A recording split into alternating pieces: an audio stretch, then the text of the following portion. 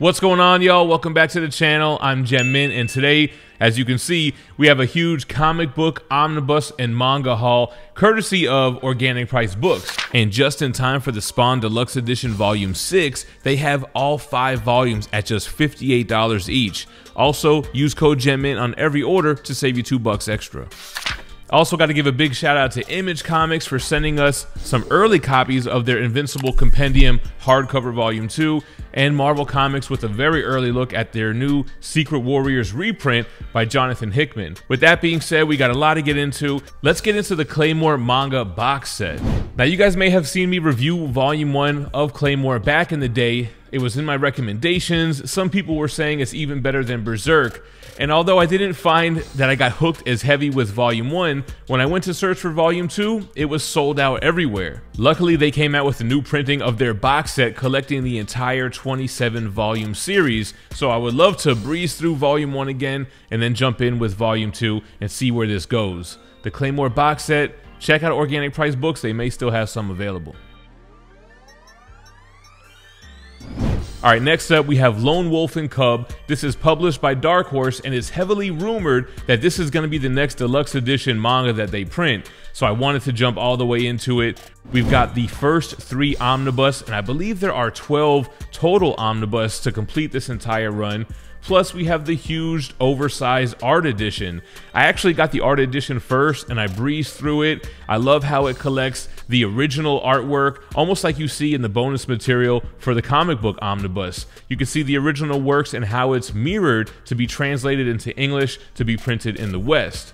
This one is published from left to right, and from what I've gathered by flipping through it so far, it has a very somber tone. It's not going to be violent as Berserk or slapstick as Chainsaw Man, but something more akin to like Blade of the Immortal with its humble artwork and dialogue.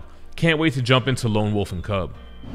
Alright, so that's all the manga. On to the comic books, and we're going to start with an early look at the Invincible Hardcover Compendium Volume 2.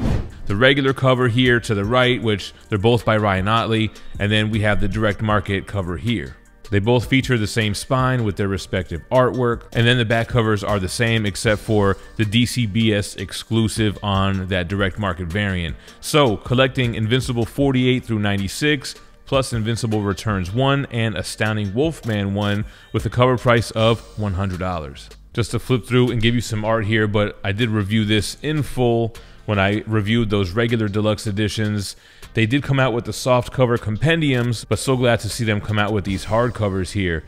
Now, this is where the story gets crazy, it gets bloody. I already flipped through this and came across some great panels. I mean, look how detailed it gets, and the character development, like I said, just goes full-fledged. Like, it's not your typical American comic book where it's the status quo and everything stays the same unless there's a reboot. Man, the relationships change so much. Things come back into full swing with characters from the beginning that you didn't even realize were going to be a big deal. A must read, and the show was great as well. Now, if you guys have been watching the channel for a while, you might be thinking, didn't you already have these? Didn't you already review these? All right, these two are just really an honorable mention. They're both by Dan Slott, the Silver Surfer and She-Hulk Omnibus. I did read and review this on the channel. It's still up. You can check it out. And I did showcase this one. I never got around to reading it. I can't remember why I ended up getting rid of it. I think it was just I was running out of space and I started making some choices, but I missed them both in the omnibus collection. And I believe there is an issue of this collected in the Secret Wars omnibus, and I was like, wow, this was a great issue. It was a Titania issue, and that's what really made me say, you know what, I might need to take another look at Dan Slott's She-Hulk. But because I highlighted these in other videos, just we'll give a quick shot of them and keep it moving. All right, guys, we have the Silver Age Batman Omnibus Volume 1. You may have seen me cover all those Golden Age Omnis. I think they were like 8 or 9 volumes for just Batman. But this is the first time we're getting the Silver Age Batman stuff in an omnibus format. Let's check it out. Classic Silver Age cover with Batman, Robin, and Catwoman. Here we have the spine, and I like that they went with a more artistic look on these Golden Age and Silver Age omnibus now. I love how we get all the original covers on the back, collecting Detective Comics 233 through 257, as well as Batman 101 through 116. This one has a $100 cover price. The inside of the dust jacket showing us those Golden Age omnibus. Now, I'm pretty sure with the Superman reprint, they did a different spine similar to this Silver Age one. I don't know if they did that with Batman or not. Looks like they're still keeping with just the all black hardcovers as well, with the kind of embossed fonts. Moving up into here, so it looks like the same as far as the layout. I got rid of all those Golden Age DC Omnibus when I was running out of space at the last house, but now that I have a little bit more room, I think I might try to go back and start picking these up as they're reprinted, especially if they're going to have matching spines that are more colorful and stand out a little bit more. So you get the full cover of the comic book, jumping right into it. And again, this is one of the reasons why I just love this format. Where would you get all of these issues in oversized pages, bright, vibrant colors, white pages at that?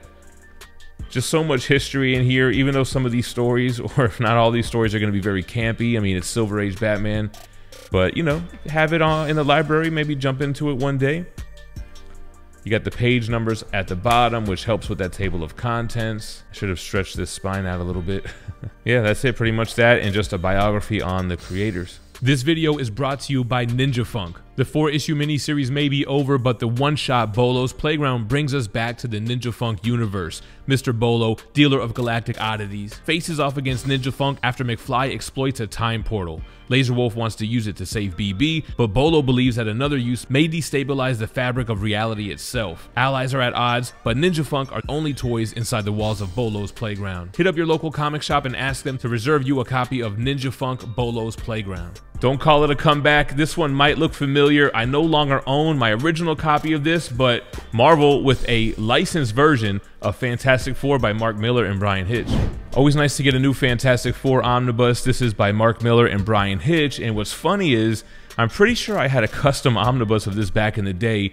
This bridges the gap between the Mark Waid omnibus and the Jonathan Hickman omnibus, so a nice filler omni here to give us more FF, collecting Fantastic Four 554 through 569, plus Annual 32, Fantastic Four 1 through 4, and Marvel 1985 1 through 6 with a $100 cover price. We've got the wraparound cover here with the beautiful Omnibus Collection library.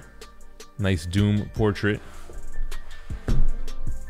All right, we got the navy blue interiors. Jumping into the cover page. Here we have the credits.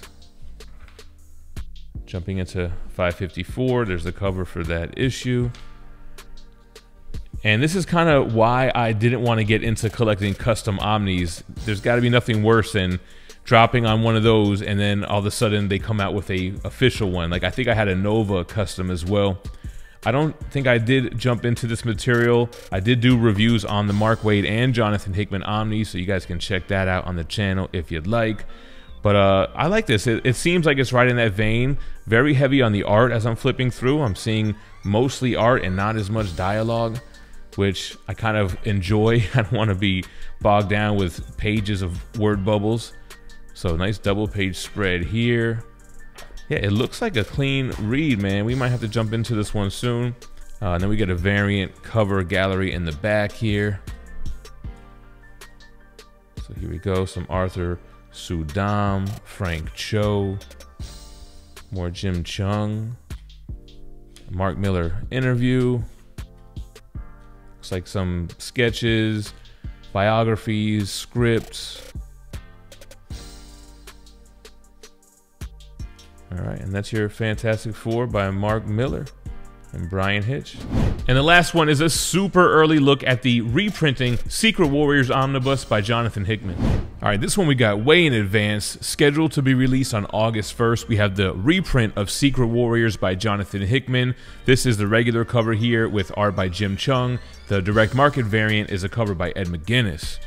Moving on over to the spine. Looks very similar to the first print. I think I gave my first print away on Whatnot the other day. I was looking for him to do a comparison, but now that I think back, I might have gave it away. The back has all of the covers and what it collects, which is Secret Warriors 1 through 28, Mighty Avengers 13 and 18, Dark Reign, The List, Secret Warriors 1, Siege, Secret Warriors 1, and material from Dark Reign, New Nation #1, $125 cover price. Now the first printing just had a black cover with gold embossed letters, fonts, and such. This one has a wraparound cover. You've got old Cap with Nick Fury and new Cap. Moving on, we have a gray cover page. Now, I read this and I did a review on the channel years ago when I was doing a Jonathan Hickman omnibus read-through, only to find out that you really don't need to read this to read his Fantastic Four or his Secret Wars. There was like one slight little connection that I mentioned in that video. I can't really recall it, but it was still a fun read. It's a S.H.I.E.L.D. book. It's a Nick Fury book. You get Daisy as Quake, who was a big speculation character with the Agents of S.H.I.E.L.D. television show that came out. She was like the main, in the main cast or what have you. But other than that, I don't really hear too much about this anymore. It was out of print, it was a grail, and here is the reprinting. So if you guys missed this and want to add it to the library, I dug it. I thought it was worth the read. Go ahead and check out that review if you guys want to know more about Secret Warriors. Real quick, let's jump to the bonus material. So it has a lot of these variants with a cover gallery, just in time for the Secret Invasion show. It seems like it's right up that alley. You have all these Jim Chung and Justin Posner covers. The Virgins without the trade dress there. Here's the wraparound cover that we have. There goes Quake right there.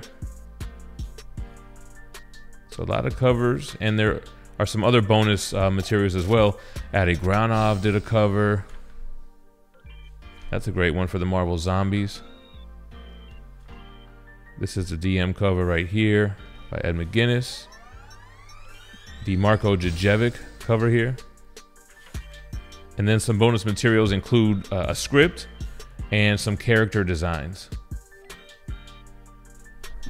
All right, everybody, thanks for sticking around for the haul. Let me know which one was your favorite in the comments down below. Super excited for the next haul. We should have the Spider-Man 2099 Omnibus. Plus, we have Incredible Hulk Volume 5 by Peter David and The Mighty Thor Volume 4 continuing that original run. Thanks for watching, y'all. Stay minty fresh. Peace.